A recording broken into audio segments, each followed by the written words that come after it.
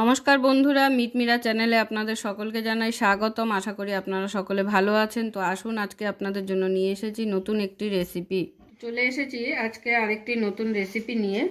রেসিপিটি হলো লাউ শাক দিয়ে আর সমস্ত রকম সবজি দিয়ে, শীতের সবজি, খেতে খুবই স্বাদ হবে। আর এখানে মুসুর ডাল বাটা, মুসুর ডালটা দিয়ে আমি বাটাটা দিয়ে জল বড়া দেব। তো আসুন, আমি রান্নাটা এবার শুরু করছি, দেখতে থাকুন আর সঙ্গে থাকুন। আর সবজি নিয়েছি এখানে আমি এখানে ছিম নিয়েছি, আলু কেটে নিয়েছি, কটা মটরশুঁটি নিয়েছি, আর লাগবে টমেটো, গাজর, কুমড়ো, আর আছে বেগুন। তো দেখতে থাকুন রান্নাটা কীরকম পদ্ধতিতে আমি করি। আর একটু জিরে বাটা লাগবে, তো তার জন্য আমি জিরেটাকে বেটে রেডি করে নিয়েছি। রান্নাটা দেখতে থাকুন আর সঙ্গে থাকুন, ভিডিওটি কেউ স্কিপ করবেন না। এই রান্নাটা কিন্তু খেতে খুবই অসাধারণ হয়। যারা একদমই মশলা ছাড়া রান্না খেতে পছন্দ করেন তাদের জন্য খুবই উপকারী এই রান্নাটা। আর যাদের ঘরে পেশেন্ট আছে তাদের জন্য এই রান্নাটা খুবই উপকার। তো আসুন দেখতে থাকুন আমি কিভাবে রান্নাটা করছি। তো রান্নাটা শুরু করার জন্য এখানে আমি দিয়ে নিয়েছি একটি কড়াইতে এখন দিয়ে দেবো জল। যতটা আপনার সবজি আছে আর শাক আছে সেই অনুযায়ী জলটা দিতে হবে।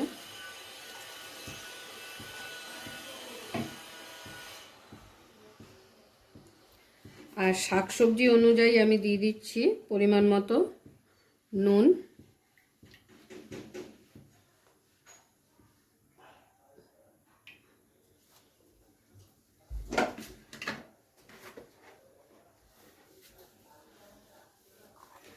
আর হলুদের ব্যবহার খুব বেশি হবে না, সামান্য পরিমাণ হলুদ দিতে হবে এই রান্নাটায়। হলুদ কিন্তু বেশি দিয়ে দিলে হবে না। তো তার জন্য আমি 1 চিমটি মতো হলুদ দিয়ে দিচ্ছি জলের মধ্যে। এবারে জলটাকে আমি ঢাকা দিয়ে দেবো। জলটা যখন ফুটে উঠবে তখন আমি সবজিগুলোকে এক এক করে দিয়ে দেবো।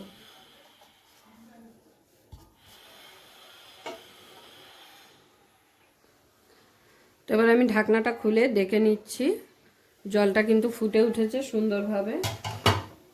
এবার আমি জলের মধ্যে এক এক করে সবজিগুলোকে অ্যাড করে দেবো। প্রথমে দিয়ে দিচ্ছি লাউ শাক,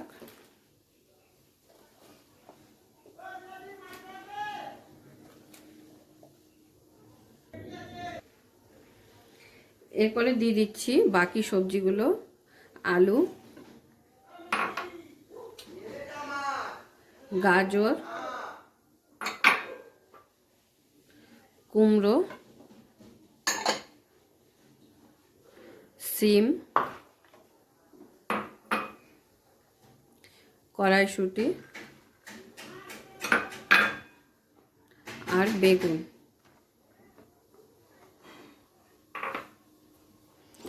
সবজিগুলো দেওয়ার পরে একটু নেড়ে দেবো ভালো করে। এবারে আমি 15 মিনিটের জন্য চাপা দিয়ে দিলাম সবজিগুলোকে ভালো করে সিদ্ধ করে নেওয়ার জন্য। একবার ঢাকনাটা খুলে দেখে নেব।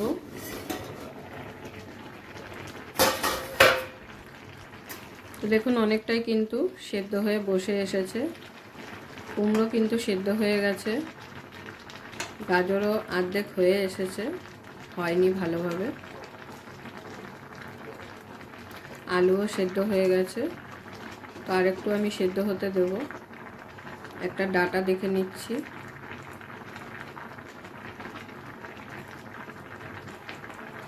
ডাটা অর্ধেক সেদ্ধ হয়ে গেছে। তো আর একটু চাপা দিয়ে দেবো।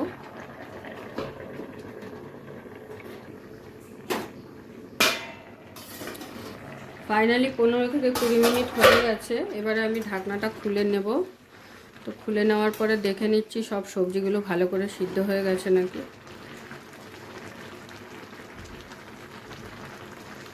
সব সবজি সিদ্ধ হয়ে গেছে।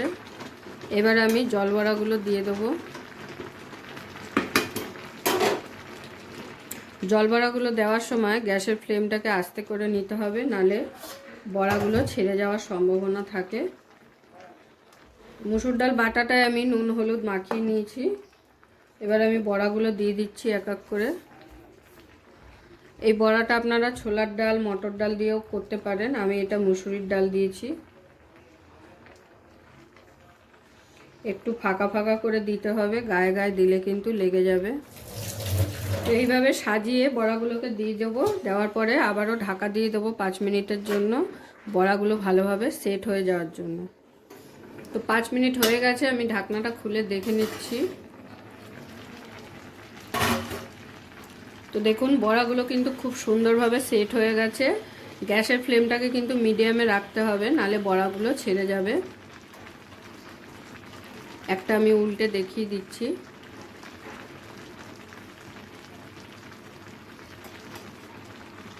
এই যে দেখুন বড়া কিন্তু সেট হয়ে গেছে ভালোভাবে। হালকা হাতে বড়াগুলোকে উল্টে দিচ্ছি, বেশি নাড়াচাড়া করলে কিন্তু ভেঙে যাওয়ার সম্ভাবনা থাকবে। নিরামিষের দিনেও কিন্তু এই রান্নাটা করে নিতে পারেন আপনারা।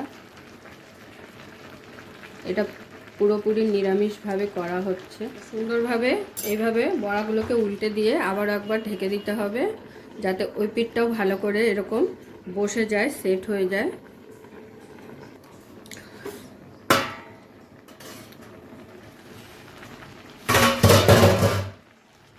তো 5 মিনিট হয়ে গেছে, উল্টো দিকটাও আমি একইভাবে ভালো করে বসিয়ে নিলাম। তো এবারে আমি এটাকে কড়াই থেকে ঢেলে ফেলবো। তো এবার আমি ফোড়নটা দিয়ে দেব। তরকারিটা ঢেলে নিয়েছি, ফোড়নের জন্য দিয়ে দিচ্ছি সর্ষের তেল।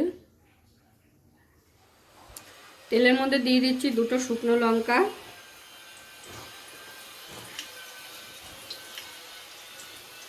দিয়ে দিচ্ছি 1 চামচ মতো কালো জিরে,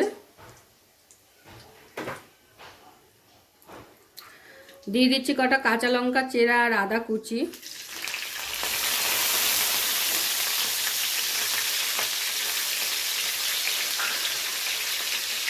আর দিয়ে দিচ্ছি টমেটো।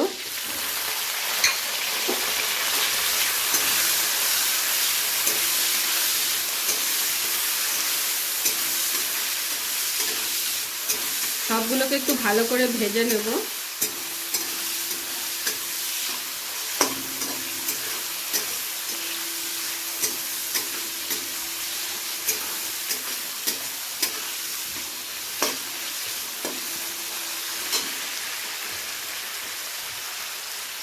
টমেটোটা যাতে ভালোভাবে সেদ্ধ হয়ে যায় তার জন্য দিয়ে দিলাম একটু নুন।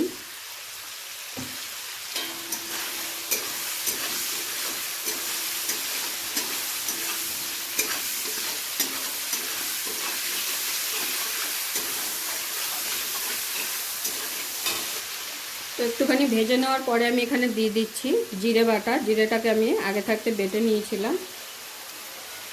জিরে বাটাটাকে এবার টমেটোর সাথে আরও একবার ভেজে নেব ভালো করে। তো ফোড়নে কী কী দিলাম দেখতেই পেলেন। খুব বেশি মশলা কিন্তু এতে পড়লো না, একটু সামান্য জিরে বাটা, আদা কুচি, আর টমেটো, আর শুকনো লঙ্কা, কালো জিরে, আর কাঁচা লঙ্কা। কাঁচা লঙ্কা যদি আপনারা না দিতে চান তো স্কিপ করে যেতে পারেন। আমি একটু সামান্য ঝালের জন্য এখানে 3টে কাঁচা লঙ্কা চিড়ে দিয়ে দিয়েছি। তা ফোড়নটাকে আমি ভালো করে ভেজে নিয়েছি টমেটোগুলো। এবারে দিয়ে দিচ্ছি এর মধ্যে সামান্য পরিমাণ হিং। হিংটা যারা খেতে পছন্দ না করেন তারা নাও দিতে পারেন। তো যেহেতু নিরামিষ রান্না তো হিংটা দিলে একটু স্বাদ হবে, তো সেই কারণে আমি হিংটা দিলাম। হিংটাকে দেওয়ার পরে একটু ভালো করে নেড়ে চেড়ে নিলাম। নিয়ে এবারে আমি তরকারিটাকে ঢেলে দেব।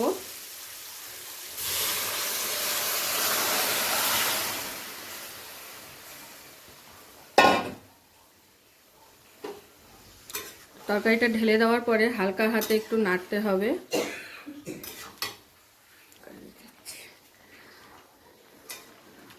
তো একটু হালকা হাতে নেড়ে দেওয়ার পরে ফুটে উঠলেই কিন্তু আমি নামিয়ে নেব। আমার লাউ শাক দিয়ে জল বড়া কিন্তু একদম রেডি।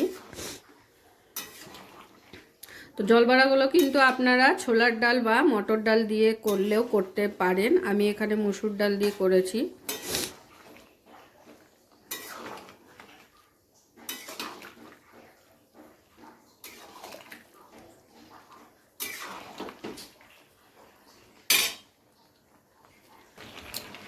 তো 2 থেকে 3 মিনিট আমি ফুটিয়ে নিয়েছি ফোড়নটা দেওয়ার পরে।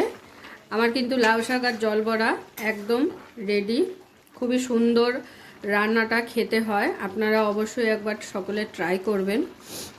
নিরামিষের দিনের জন্য এই রান্নাটা কিন্তু খুবই ভালো।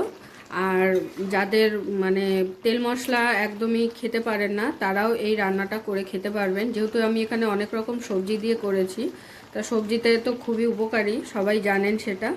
তো এবার আমি এটাকে গরম গরম প্লেটে সার্ভ করে নেব। পুরো ভিডিওটা দেখার জন্য সকলকে অসংখ্য ধন্যবাদ। এরকম আরও নিত্য নতুন ভিডিও দেখার জন্য চ্যানেলটি অবশ্যই সাবস্ক্রাইব করে নেবেন আর পাশে থাকা বেল আইকনটি প্রেস করে নেবেন নতুন রেসিপির আপডেট পাওয়ার জন্য। তো সবাই ভালো থাকবেন, সুস্থ থাকবেন। আবারও দেখা হচ্ছে আপনাদের সাথে নতুন একটি রেসিপি নিয়ে।